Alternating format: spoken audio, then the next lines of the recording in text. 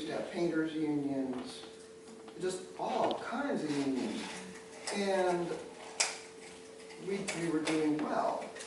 But I read not too long ago, well, it had to have been since the 1st of June, that the city commission, bringing it local, is paying a higher than optimum interest rate on bonds because partly our wages are low. Mm-hmm. And that's by design. So, you know, people who control Salina want to keep our wages low. One thing we were talking about earlier about unions, how you can strike if you are organized. Another thing that unions do in order to enable you to strike is take care of people who are working. And the way that's done is it's set up ahead of time. So that's something that we as a community, we want to take care of one another. Yes. But we need to prepare to do that for when we have rough times. If, you know, if some of our safety nets are not going to be there anymore, we need to be able to do that. And not look at our differences and separate ourselves that way. We need to find some way to come together. And I think people are working on it right now. Yeah.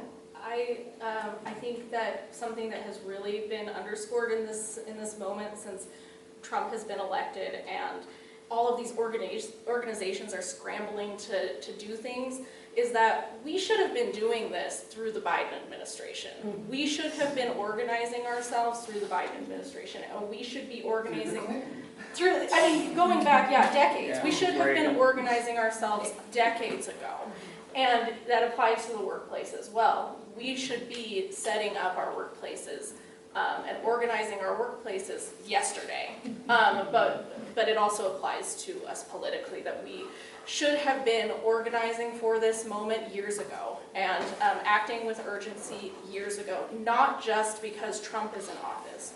We have Trump in office because we did not organize politically earlier.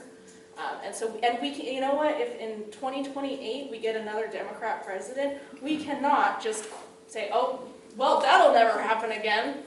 You know, we can't stop. We have to keep these structures going. We have to continue holding our politicians accountable, and that, again, includes our Democratic politicians. And meanwhile, we should also support our community structures like our workplaces. Go ahead. Oh, I have to leave in a few minutes, but I just thought it was kind of interesting. Mona was talking about needing to educate people.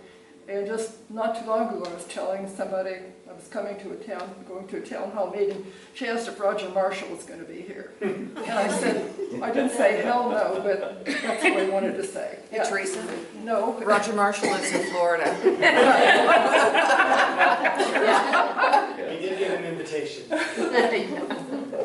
He hasn't responded yet to any of the invitations.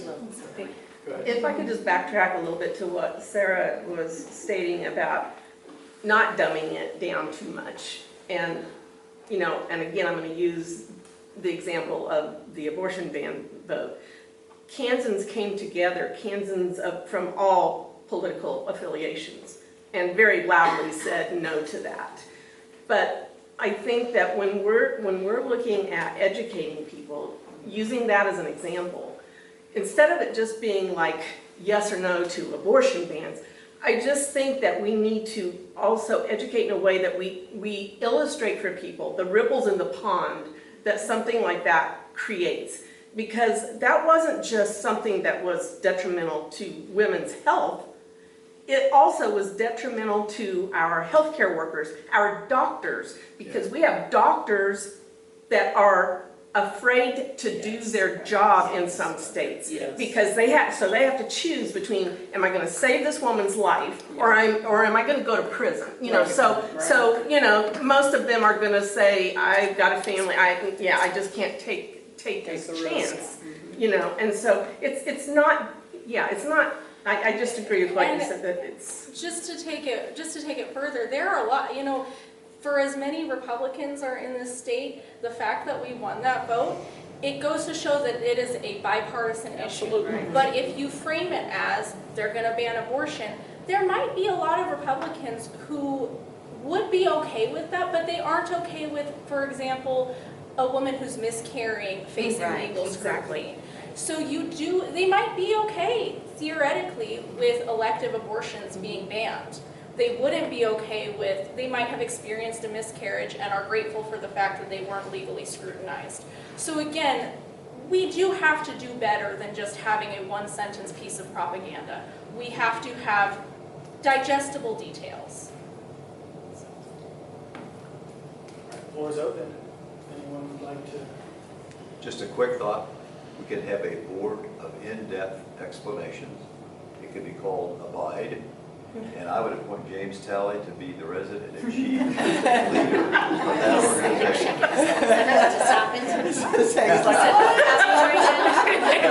James is looking like me.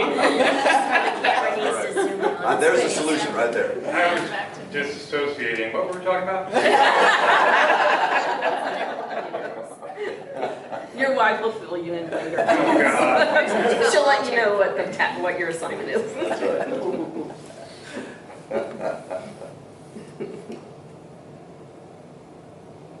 So with some of the comments and questions around, you know, things not just being a Democrat or a Republican issue, I'm a lifelong resident of Kansas. Well, for the most part. I was done for about 1.5 years, 2 years total. So 54 years I've lived in Kansas. Very much aware that Kansas is, in my lifetime, been a red state. Have accepted that, understood it. I myself have never been someone who's been registered as a Republican. However, I'm not going to say that I haven't ever voted Republican, you know, because there have been different times throughout my history that it wasn't necessarily a horrible thing. May have been the only thing. So how is it that we get people who grew up in this red state, who don't agree with everything that's going on, but they're still a registered Republican? They don't know how to vote any other way, which I truly believe is how we've gotten into a lot of the things that we have gotten into. How do we get those people to vote differently? It's because they don't necessarily have to think differently on some of these bigger issues. Abortion being the perfect example. How do we get them to say it's not just R or D? Look at the big picture. This is what happens if you vote R. This is the shit show we get. You have to dig deeper into those issues. How do we get it more of a purple state? How do we get there? So again, I'm going to say something controversial. I think we do need to consider, and some people I think around the state are considering, some people that I know personally are considering running Democratic-minded people as independents. The Democratic brand here is broken. I mean, frankly, it's broken across the country, but it's definitely broken here. There are going to be people who will not vote Democrat. John Baker was a great example. He ran a great campaign. He ran on popular platforms. And he lost by a significant amount because he ran as a Democrat. And I do think, and I'm not a political player in electoral politics whatsoever, but I do think the people who are need to consider running the people who hold our values as independents, because I think if you run a good platform, there are people who are really just put off by the Democratic brand, and I can't blame them, so. Good. Unless any other panelists want to answer the question. I'll speak to how do you get Republicans to think about how to vote. But I'm a lifelong Republican, and we're not stupid.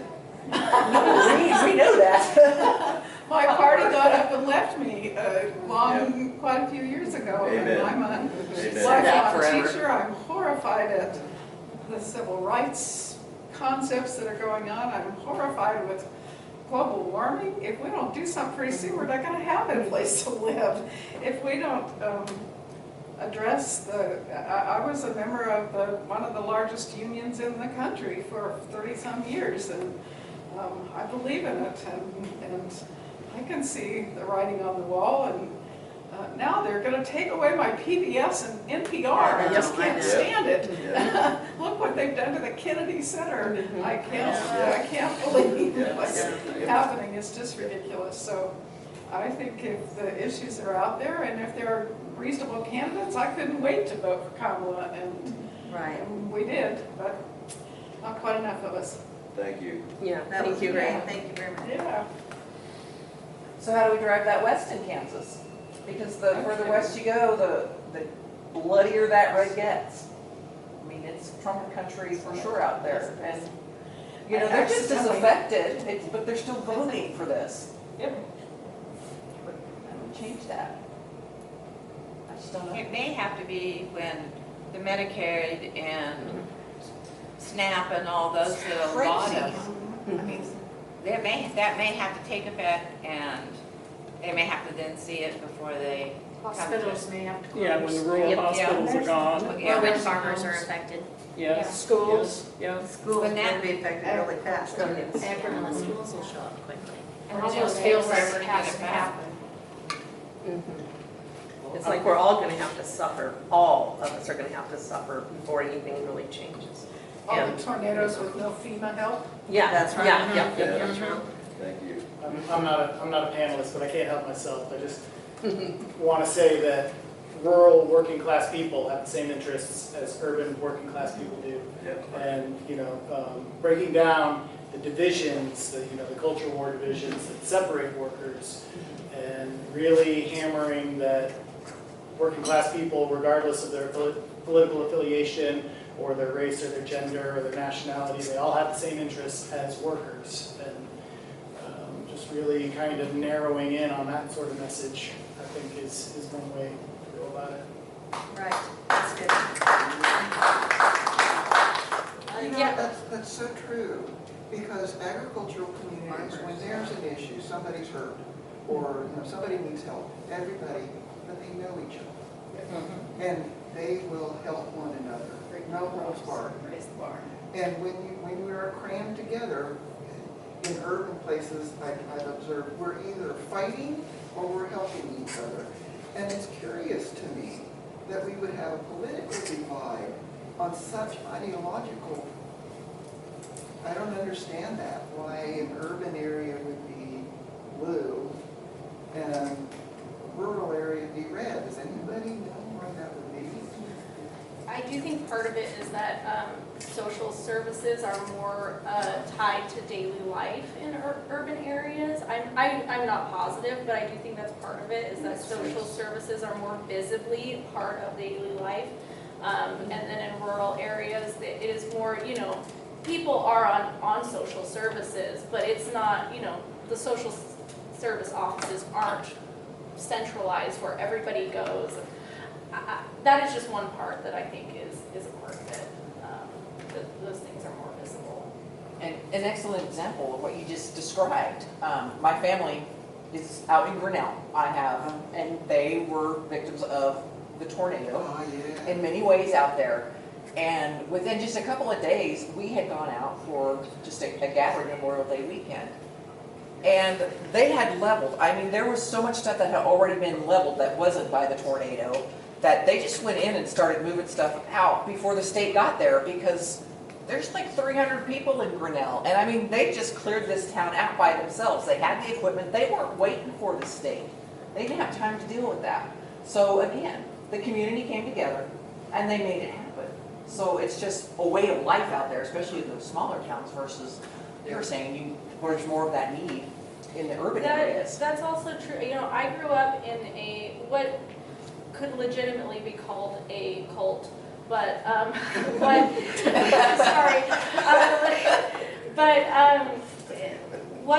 something that I will say I miss about the cult that I lived in was the sense of community, that there was always someone to watch your children, there was always someone to make you a meal. My father bought another friend of ours in this group a car, and we didn't have any money, but someone was always there to help you.